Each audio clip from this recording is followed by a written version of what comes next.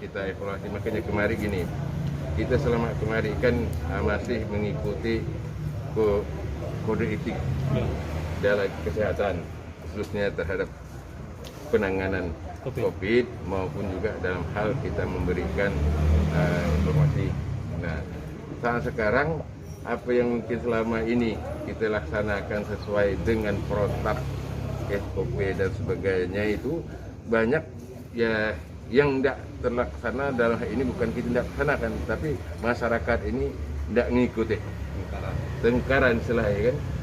Nah, oleh sebab itu kita juga sebagai satu daerah punya, kita inisiatif juga bagaimana supaya apa segala aturan apa segala macam yang sudah kita buat itu tapi masyarakat tidak terpenuhi. Mungkin salah satunya yang kita lihat karena kedisiplinan ini mereka merasakan bahwa ini pandemi ini ya dianggap main-main. Nah, kaitan dengan berbagai hal sehingga penularan ini terjadi karena mereka tadi ketidakdisiplinan menggunakan protokol kesehatan, upaya bersama-sama memotong itu. Nah, oleh itulah tadi ya kita sampaikan upaya ke depan ini kita buat mana terlebih dulu klaster-klaster per desa kita persempit. Ya, diperkecil, Pak. Diperkecil. Peta. Jadi petanya di mana penyebaran itu? Maka saat sekarang kita memetakan sampai ke desa dan kelurahan. Ternyata desa dan kelurahan ini sudah kita petakan, desa ini merah, desa ini hijau, desa ini kuning. Nah, yang merah ini penanganannya kita lihat karakternya, polanya apa klaster keluarga, klaster tempat hiburan, klaster atau bagaimana klasternya nih. Nah, dan kita pilih juga ini yang terkena ini. Ternyata dari segi klaster-klaster ini kita lihat memang dari segi juga dari segi individunya, dari segi individu ternyata ada kedisiplin mereka, karakter mereka, dan juga dari segi komunitasnya maupun secara individu ini ternyata mereka ini adalah memang komorbid saja. Rata-rata kan komorbid. Ya, nah, yang sampai meninggal itu, yang tidak komorbid ternyata mereka ini yang kena ternyata ya bisa diobat itu karena memang tidak disiplin mereka ini secara keluarga. Contoh misalnya gini ya, dia ada mereka, katakanlah anak bujang, kuat imun. Nah, dia berkerumun, tidak menggunakan masker. Nah, ada di antara mereka yang OTG, mungkin terdeteksi kena kan. Nah, ini kena ke dia pulang ke rumah, oke, imun dia kuat, dia sembuh. Tapi bapaknya di rumah, ibunya di rumah, neneknya di rumah, karena hubungan tadi tidak kuat, apalagi komorbid, masuk ke dia.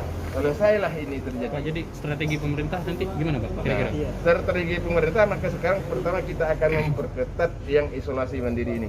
Di desa, enggak maksudnya apakah melalui Satgas desa, karena kan desa kan ada dana sendiri nih untuk penanganan COVID.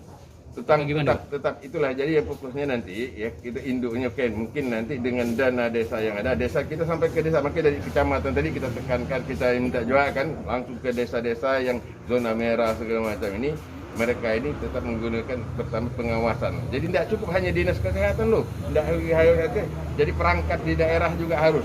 Di desa? Ya, di desa kan ujung tombak ya kan kepentingan pemerintah ini di desa. Jadi di desa kan di sampingnya punya dana juga mereka sudah dialokasikan untuk penanganan COVID ini.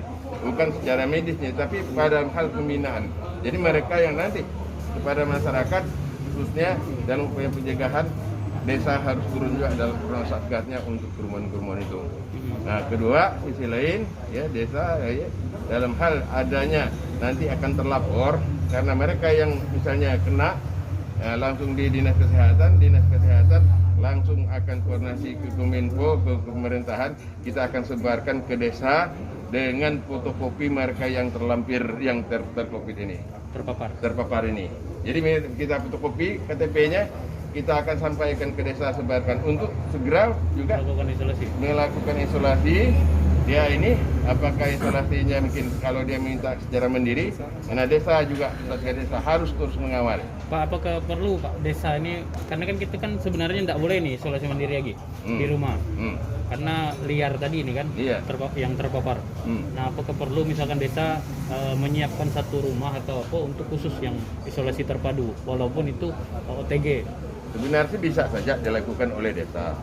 Tetapi sebetulnya ya kadang-kadang menurut arahan Pak Bupati, menurut saya tidak. Mereka yang utik yang terpapar secara isolasi mandiri, nah di situ semua pengawas sendiri bersama.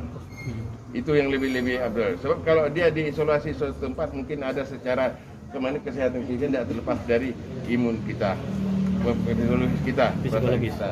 Tapi kalau misalnya dia diisolasi di rumahnya, di dalam rumah itu mereka sendiri mungkin secara ini patuh, ya, dia ada di rumah lah dan diawasi. Tidak selama ini kan hanya diawasi ditinjau dari orang dinas kesehatan, tenaga dari puskesmas ngawas mereka. Keterbatasan. Nah, itu keterbatasan. Ya meleng-meleng mereka keluar. Nah inilah nanti sanksinya kalau memang berbuat macam itu, ya mereka keluar dan sebagainya, kita beri sanksi sosial.